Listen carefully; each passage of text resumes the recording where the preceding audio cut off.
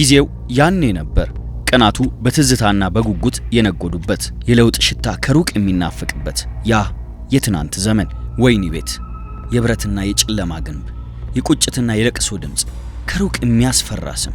ነገር ግን በአንድ ታላቅ ሰው ሐሳብ ባለቤትነት፣ የርህራሄና የቀናኢነት ልብ የፈጠረው ያ ስፍራ ከወይኒ ቤት ወደ ማረሚያ ቤት የተለወጠበት፣ የሰው ልጅ ተስፋን መልሶ የሚዘራበት፣ ነገን የሚናፍቅበት፣ የአእምሮም የአካልም ማበርቻ ልዩ ስፍራ የሆነበት የዜግነት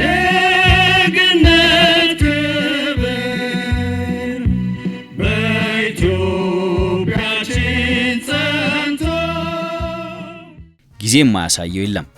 ከወይኒ ቤት የተለወጠው የማረሚያ ተቋም ከማረምና ከማነጽ ባሻገር በውስጡ የስፖርት፣ የቲያትርና የሙዚቃ ክፍሎችን አቋቋመ። በዚያ በግንቦቹ መሃል ዜማ ተፈጠረ፣ ጥበብ አበበች። በባዶ እግር የሚሮጡ ጀግኖች መክሊታቸውን አገኙ። እነሆ ያ የብዙ መስዋዕትነት ጥንስስ ዛሬ 40 ዓመታትን አስቆጠረ።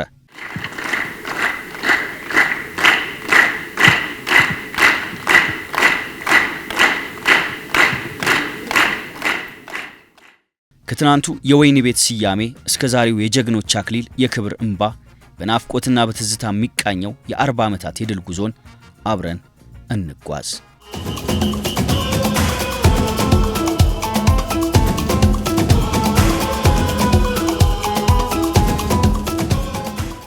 በኦሎምፒክና በዓለም አደባባዮች ላይ ያንን አቻ የሌለው የጀግንነት ተጋድሎ ያሳዩን፣ በጽናትና በወርቅ የሀገራችንን ሰንደቅ ዓላማ በዓለም ፊት ከፍ ያደረጉልን እነዚያ ክንደ ብርቱ አትሌቶች በልዩና ጣፋጭ ዜማቸው ትውልድን ያነጹት፣ በከፍተኛ የመድረክ ክብራቸው በትወና ጥበብ ልባችንን በስሜት ከፍ ያደረጉት እነዚያ የጥበብና የስፖርት የማረሚያ ቤት ባለውለታዎች ለመሆኑ በምን አይነት ታሪካዊ አጋጣሚ ነበር ተቋሙን የተቀላቀሉት?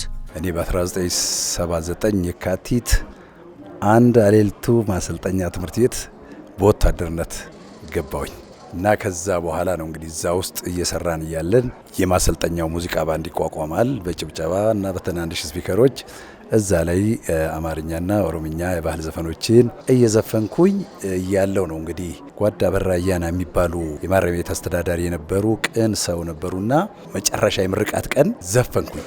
እዛ ላይ ከዘፈንኩ በኋላ በጣታቸው እየጠቆሙ አንድ 3-4 ልጆችን እነዚህን ያዙና ባንድ ውስጥ ከተቱልኝ። ከኮልፌ የሚመጣ ሙዚቃ የሰለጠነ ባንድ አለና እነዚህ እንደ ድምፃዊን እንዳያገለግሉ ብለው 4ታችንን ከዛ ውስጥ እኔ አንዱ ደመረ ነበርኩና እዛ ወስደው ቀላቀሉኝ። ማረሚያን የተቀላቀልኩት የዛሬ 5 ዓመት አካባቢ ነው።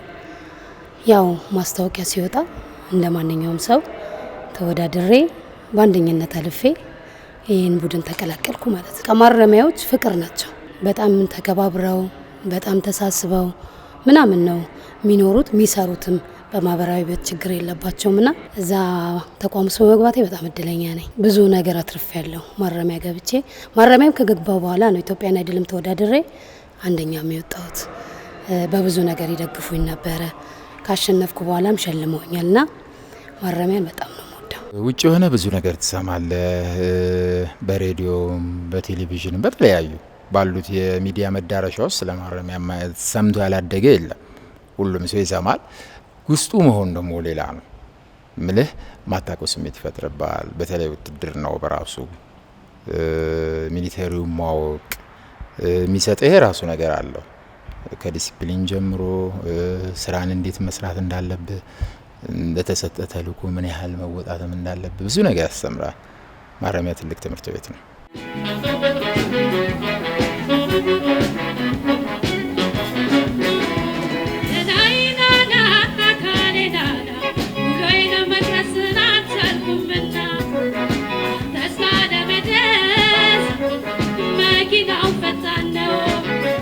በ1978 ዓመተ ምህረት ፌዴራል ማረሚያ ቤት ኮሚሽን የነበረው ኮሎኔል አበራ አያና በዛ ወቅት በየክፍለ ሀገሩ ችሎታ ያላቸውን ስፖርተኞች፣ ሙዚቀኞችና ታይፒስቶችን ይመለምሉ ነበርና እኔ አጠቃላይ ከዛ በፊት በአርሲ ክፍለ ሀገር በነበረ ጊዜ 77 እና 76 ተወዳዳሪ ስለነበር ጥሩ ውጤት ስለነበረኝ በወጣ ማስታወቂያ ውስጥ አጋጣሚ ሆኜ የተወዳደርኩ አለፍኩ። እኔ በዛ አጋጣሚ ነው የተቀላቀልኩት።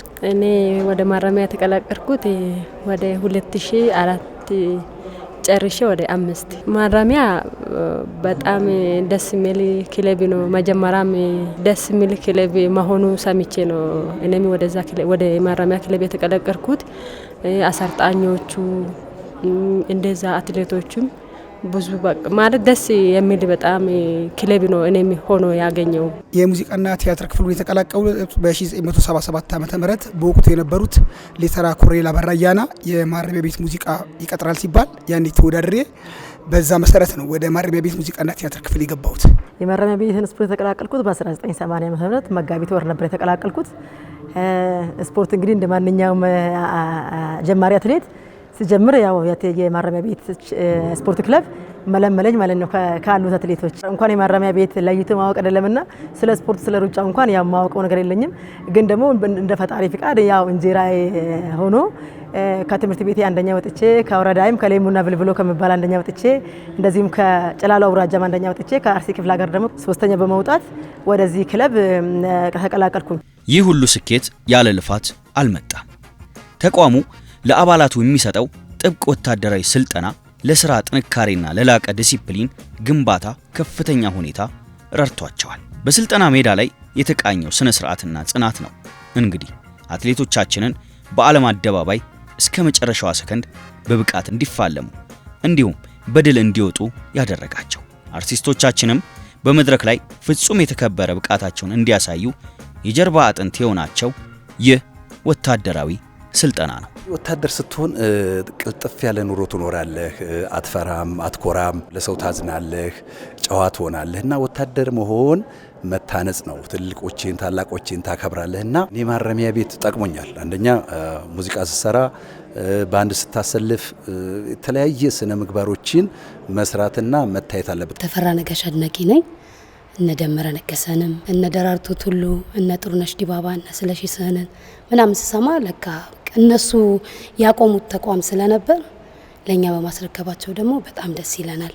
እኛም አቆይተን ደግሞ ለልጆቻችን እናስተላልፋለን በክብር ማለት ነው። አክቲቭና ንቁ እንድትሆን ያደርጋል። በተለይ ሰዓት ላይ ስራዎችን ሲሪየስ ማየት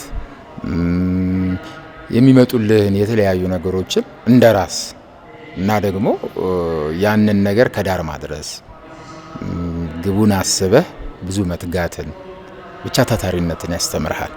ማረሚያ ቤት አትሌትን ብቻ አይደለም ያወጣው ትላልቅ አሰልጣኞችንም በሙዚቃውም በአትሌቲክሱም በሌሎች ስፖርቶችም ያፈራ አፍርቶም ደግሞ አሁን ለሽልማት ያበቃ ክለብ ነውና ስለሆነም እኔም ደግሞ እንደ አንድ አንጋፋ አትሌት እንደ አንድ አንጋፋ የስፖርቱ ክፍል በተጠራውበት ሁሉ የማረሚያ ቤት ስፖርት በምክርም ይሁን በልምድም ይሁን በሌላም ይሁን እደግፋለሁ ማለት ነው። በዛ ታሪካዊ ዕለት ከተሰናዱት ልዩ ልዩ ትዕይንቶች መካከል መላውን አዳራሽ በአንድ ስሜት የገዛው ሙዚቃዊ ቲያትር በቀዳሚነት የሚጠቀስ ነበር። ስራው አንዳንዶችን በትዝታ ወደ ኋላ መልሶ በሐዘኔታና በናፍቆት እንባ ያራጨ፣ ሌሎችን ደግሞ በደስታና በኩራት ጮቤ ያስረገጠ ፍጹም መሳጭ ጥበብ የተስተዋለበት መድረክ ነበር። ማረሚያ ማረሚያ የውበት ትምህርት ቤት የውበት ትምህርት ቤት መሆኑ ታወቀ። ያ የትናንቱ ወይኒ ቤት ዛሬ ለደረሰበት የጀግኖች አክሊል የከፈለው መስዋዕትነትና የኪነ ጥበብ ጉዞ በጥልቀት በማሳየት መላውን ታዳሚ የ40 ዓመታት ረጅም የትዝታ መርከብ ላይ ጭኖ ያንሳፈፈ ድንቅ ትዕይንት ሆኖ አልፏል። የዛሬ በዓል በጣም ደስታም ሆነ ሐዘን የተደበላለቀበት መድረክ ነው ያገኘሁት። ደስታ ማለት እንግዲህ እንደሚታወቀው እኔ በተለያዩ ፕሬዝዳንቶች በሀገሪቱ ርዕሰ መስተዳድሮች ተሸልሜ ያለው፣ በጠቅላይ ሚኒስትሩ ተሸልሜ ያለው፣ በመስሪያ ቤት ከተራ ወታደርነት እስከ ረዳት ኮሚሽነር ደርሻለሁ። ዛሬ ደግሞ በጡረታ ማውጫ ሰዓት ላይ በክብር ኒሻን መሸኘቴ ለኔ እጅግ ደስታ ወደር የለውም። በዚህ አጋጣሚ የእናት ክለቤንም ኮትኩቶ አሳደኝ ለዚህ ደረጃ ያለ ክብር አበቃኝም በጣም አመስገን እፈልጋለሁ። ሌላው የሀዘኑ የተደባለቀብኝ ከኛ ጋር 40 ዓመት በምንጓዝበት ጊዜ ብዙ ጓደኞቻችን በህይወት ያጣናቸውም አሉ እና ስለዚህ ያም ሁሉ ትዝ ስለን እነሱ ቢኖሩ ኖሮ ዛሬ በጋራ ይህንን ደስታ ብንካፈል ትልቅ ነገር ነውና ሁለቱ የተደባለቁብኝ ነው ያልኩት ለዚህ ነው። እውነት ለማውራት በጣም ከጠበኩት በላይ ሆኖ ነው ያገኘው። በጣም እጅግ በጣም ደስ ብሎኛል። ትልቅ ፕሮግራም ነው። ሙዚቃዊ ተውኔት ብዙ ጊዜ ይሰራሉ በማረሚያ። ይሄም የራሱ ጊዜ ተሰጥቶት ልምምዱ ምናልባት አሁን ትንሽ ተዋና ያልሆኑትን ከተወዛዋዥ የሰው ኃይል ስለሚያንስ ያ የምትሰራበት ነገር የሚሰጠው በራሱ የሚጎትትበት ጊዜ አለ። ያንን ነገርም ቢሆን ተጋፍጠ ነው ይሄው ዛሬ እንዳያችሁት ባሪፍ መልኩ አቅርበነዋል። ማረሚያ ቤትን እንግዲህ ዛሬ 40 ዓመት ሲያከብር ታላቅ ደስታ ነው የምሰማን።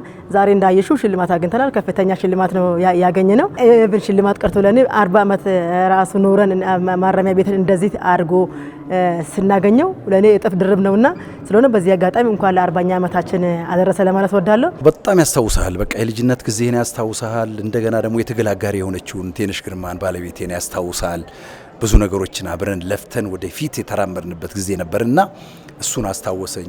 በለቅሶም ታጅበናል፣ በደስታም ታጅበናል። ሁለቱንም ያማከለ የመድረክ እይታ ነበር ያየነውና በጣም ደስ ይላል። ያደክበት ቦታ ሲነሳልህ፣ ትምህርት ቤትህ እንጀራ የበላበት ሲወሳለት በጣም ደስ ይላል። ደስ ብሎኛል። በጣም ለፍተንበታልና በጣም ድካም ነበረው። ከወር በላይ ነው ትሬኒንግ ያደረግነው። እግዚአብሔር ይመስገን ደግሞ አሪፍ ሆኖ ታይቶልናል። በጣም ነው ደስ የሚለው።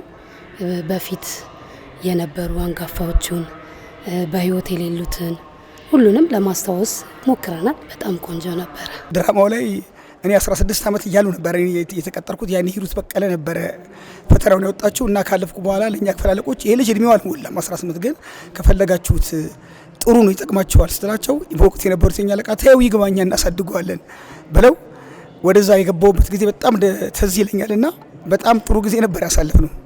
እነዛ የእንባ የደም የላብ ውጤት የሆኑት የኦሎምፒክ የወርቅ ጀግንነት ሜዳሊያዎች ዛሬም በክብር አጊጠዋል። በዓለም አደባባይ የሀገርን ስም ከፍ ያደረገችውና የዕለቱ የቀይ ምንጣፍ ንግሥት አትሌት ጥሩነሽ ዲባባ በአድዋ ድል መታሰቢያ አደባባይ ላይ ለሰራችው ስራና ላስመዘገበችው የተጋድሎ የድል ውጤት ከፍ ያለ የክብር ማዕረግ ተቀናጅታለች።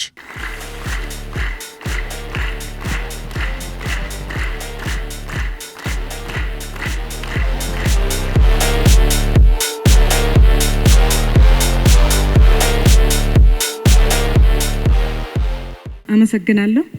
ዛሬ እንግዲህ ትልቅ ደስታ ነው የተሰማኝ። ቤቴ ነው የሸለመኝ። ማረሚያ ከልጅነቴ ነው ያሳደገኝና ትልቅ ሽልማት ነው ለኔ። በጣም ደስ ብሎኛል። ሁላችንም ከልጅነታችን ጀምረን ዕውቀታችን፣ ጉልበታችን ለማረሚያ ያልሰጠነው ነገር የለም።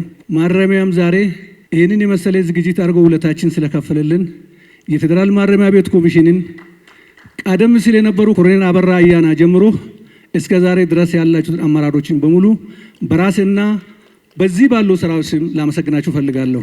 ዛሬ የፌዴራል ማረሚያ ቤት ስፖርት ክለብና የሙዚቃና ቲያትርን በዚህ ደረጃ በአማረ መልኩ በዚህ ደረጃ ስላከበራችሁን በጣም አድርጌ አመሰግናለሁ። የማረሚያ ተቋም የ40 ዓመታት ጉዞ ትልልቅ ህልሞች የሰመሩበት ስሙም ዝናውም ከፍ ያለበት ነው። የሰራዊቱ አባላት የሙያ ግዴታቸውን በታማኝነት የሚወጡበት፣ ለራሳቸው ታላቅ የክብር ማዕረግን ያተረፉበት፣ ለተቋማቸው ስምና ዝናን የገነቡበት፣ ለሀገራቸውም በዓለም አደባባይ ታሪካዊ ድሎችን ያስመዘገቡበት፣ የጥበብ ስራዎችን በቁርጠኝነት የሰሩበት እነዚህ የተቋሙ ባለቤቶች የሀገር ባለውለታዎችም ናቸው።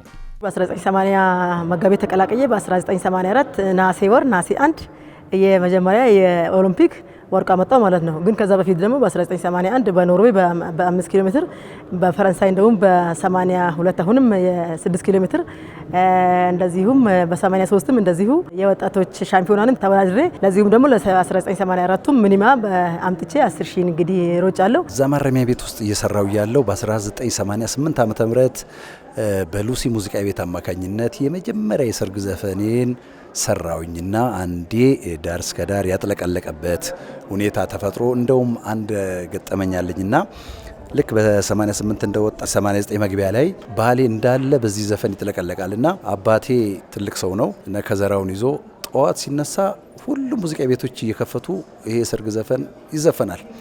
በየሙዚቃ ቤት በሩ ላይ እየሄደ እያንኳኳ ጠዋት እሺ ዝም አልኩኝ እስከ 6። አሁን 6 ሰዓት ላይም እንደዛው እየጮኸ ነው ይልጅ ዝጉት ዝጉ እንዳይደክም ድምጹ እንዳይበላሽ እያሉ ሲናገር ነበርና አቶ ለገሰ ተሰማ እንደዚህ አይነት ገጠመኞችን አሳልፎ ከዛ እየደወሉ ሰዎች ይነግሩኝ ነበርና በዛ አጋጣሚ በ1988 የመጀመሪያ የሰርግ ካሴት የሰራው ከዛ እንግዲህ ደመረ ባንድ የሚል ደግሞ ቀስ ብዬ በ1993 አካባቢ ከማረሚያ ቤቶች እንግዲህ አንድ ልጅ ተወልዶ አድጎ ከ18 ዓመት እድሜ በላይ ሲሆን ማረሚያ ቤቶችን ለቆ መውጣት አለበት።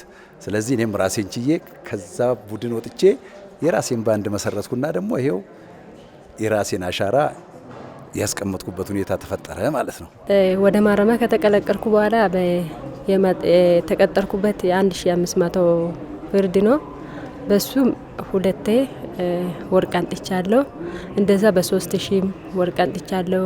በ5000 ደግሞ የሀገር ውስጥ ሪከርድ የኢትዮጵያ ሪከርድ ሰብሬ አሸንፋለሁ። ሁለት ጊዜ ተከታታይ 5000 በ5000 አሰላላይም አሸንፋለሁ። ወርቅ አንጥቻለሁ። በ21 በክሮስ ካንትሪ እና እንደዛ ማረሚያ ብዙ ውድድሮች አሸንፋለሁ ማለት በሪሌም የተሰጠኝ የመጀመሪያው በ1977 ዓመተ ምህረት ሲቋቋም የመጀመሪያ መስራች በመሆኔ የሙዚቃና ቲያትር ክፍሉ የመጀመሪያ አባል በመሆኔ በዛ ነው የመጀመሪያ ተሸላሚ ሊሆን የበቃሁት።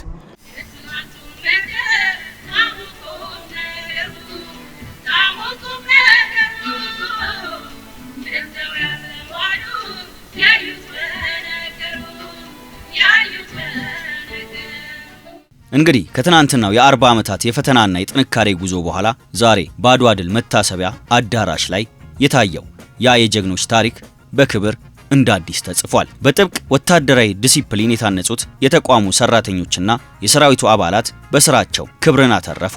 በእውቀታቸውና በጉልበታቸው ተቋማቸውን አስከበሩ። በኦሎምፒክና በኪነ ጥበብ አደባባዮችም የኢትዮጵያን ሰንደቅ ዓላማ በዓለም ፊት ከፍ አደረጉ። ይህ ታሪክ ለሀገር ክብር የመጋደል ታላቅ ራዕይ መዳረሻ ነው። ሰናይ ጊዜ እንኳን ለ40ኛ ዓመት አደረሰን እላለሁ። እንደዚህም ደግሞ ፈጣሪ እድሜም ሰጥቶን ጤናም ሰጥቶን ለ50ኛ ዓመትም ያደርሰንና እንደዚሁም የተለያዩ ስፖርተኞችን አፍርተን የኢትዮጵያን ባንዲራ ከፍ የሚያደርጉ ስፖርተኞችንም ደግሞ እንድናወጣ በዚህ አጋጣሚ መልእክቴን አስተላልፋለሁ ማለት ነው። እንደ ተፈራ ነጋሽ፣ እንደ ደመረ ለገሰ፣ እንደ ዳዊት ጽጌ እኔም የራሴን አልበም የራሴን ስራ ይዤ መምጣት ነው የምፈልገው። አይኔ ያረፈብኝ ዘካታ የምትናፍቂ ጧት ማታ እስቲ ጎራ በይ የልብ ወዳጄ ጠብቄሻለሁ ቆሜ ከደጅ። ያው አሁን ያሉት ልጆች መናሳልፈው እንግዲህ እኛ 40 ዓመት አቆይተናል። ከዚህ በኋላ ደግሞ ያሉት የኛን አራያና ፈለግ ይዘው በማንኛውም ጊዜ ክፍሉ የሚጠራቸው ጊዜ ግንባር ቀደም በመሆን በተለይ በህግ ጥላ ስር የሚገኙ ታራሚዎችን ነገ ሲወጡ ጥሩ ዜጋ እንዲሆኑ ታርመው ከቤተሰብ ርቀው ከወንድም ከቤት ከልጆቻቸው ርቀው ነው ያሉት በማስተማር ነገ ጥሩ ዜጋ እንደሚሆኑ አጠገባቸው ነው መንገር። ሁሉ ጊዜ ያልፋል። ያን ስር ጨርሰው ሲወጡ ከሰሩት ተጸጽተው ነገ የበደሉት ህዝብ እንዲያገለግሉና ጥሩ ዜጋ እንዲሆኑ እንዲያስተምሯቸው ነው ምክሬን የምሰጠው። የማረሚያ ስም ትልቅ ስም ነው። ማስተላለፍ የሚፈልገው ከዚህ በላይ እንደ ጨምሮ እንደሚሰሩ ነው መልእክት የሚያስተላልፈው። እንደዛ ስማችን አስጠብቁ ነው ማለት። እዚህም እስካለው ድረስ ከማረሚያ ጋር አብሬ ያለ ስሙን አስጠብቆ ማስቀጠል ሲሆን ደግሞ በተሻለ መልኩ ከፍ ያለ ቦታ ላይ እንደማስጠራ ተስፋ አለኝ። ልበ ሙሉም ነኝ። አድርጓለሁ። በሁለንተናዊ ድጋፍ አደርጋለሁ። በሙያዬም ልክ እንደ በሙያዬም እንደገና በጉልበትም በገንዘብም ሁለንተናዊ ድጋፍ አደርጋለሁ። አቅሜ እስከፈቀደ ድረስ ለማረሚያ የሚቆጥበው ምንም አይነት ጉልበትም ገንዘብም እውቀትም አይኖርም። አወይላሌ አፈር መስቀል ሐረም አወይላሌ ባረቢ ምሽሽሮ አወይላሌ ሐረም ድናገር አወይላሌ በርካማ ሽሽሮ አወይላሌ አወይላሌ አወይላሌ አወይላሌ